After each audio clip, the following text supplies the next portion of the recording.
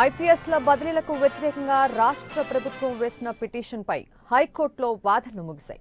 రాష్ట్ర ప్రభుత్వం ఎన్నికల కమిషన్ తరపు వాదనలు విన్న హైకోర్టు తీర్పును రిజర్వ్ చేసింది. ఈసీ పిటిషన్లో ఇంప్లీడ్ అయిన వైసీపీ పిటిషన్ను కూడా ధర్మాసనం ఒకేసారి విచారించింది.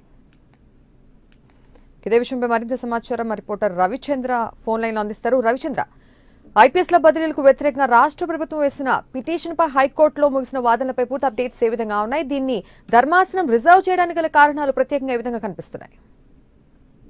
ఐపీఎస్ బదిలీలకు సంబంధించి సెక్షన్ 28A పరిధిలోకి వచ్చే అధికారులందరినీ కూడా ఎన్నికల కమిషన్ లిస్ట్ ఇవ్వమంటూ కూడా మొదటనే చెప్పింది. అయితే ఆ లిస్ట్ లో ఈ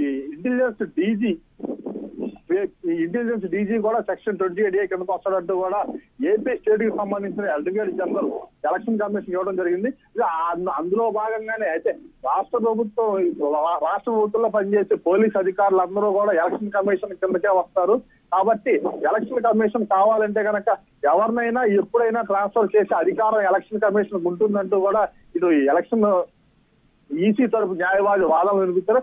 అదే విధంగా రాష్ట్ర ప్రభుత్వం కూడా మేము పొరపాటున ఈ డీజీ పేరు దాంట్లో ఆ లిస్ట్ లో పేర్కొన్నాము, దాంట్లో ఆ లిస్ట్ లోంచి డీజీ పేరు తొలగించాలంటూ కూడా అదే విధంగా రాష్ట్ర గవర్నమెంట్ మళ్ళీ తిరిగి ఒక జీవోని పాస్ చేసింది. ఏమనంటే ఈ ఇంటెలిజెన్స్ డీజీని మళ్ళీ విధుల్లోకి తీసుకుంటున్నట్టు, ఆ ట్రాన్స్ఫర్ క్యాన్సిల్ చేస్తున్నట్టు కూడా ఒక జీవో పాస్ చేసింది. అయితే ఆ జీవో ఇచ్చే అధికారం రాష్ట్ర ప్రభుత్వానికి లేదు.